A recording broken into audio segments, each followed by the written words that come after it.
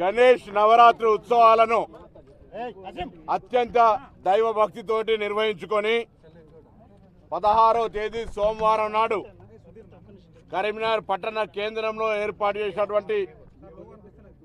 వందలాది గణేష విగ్రహాలను మానకొండూరు చెరువులో, కొత్తపల్లి చెరువులో, చింతకుంట కెనాల్లో 3 జాగాలల్లా నిమజ్జనం చేస్తారు. అందుకు సంబంధించి జిల్లా యాంత్రాంగం తరఫున, మున్సిపల్ యాంత్రాంగం తరఫున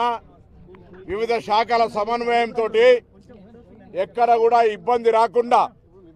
గణేష్ నిమజ్జన కార్యక్రమాన్ని ప్రక్రియ మొత్తంగా సజావుగా సాగడానికి అన్ని ఏర్పాట్లు చేయడం జరిగిన అధికార యంత్రాంగం.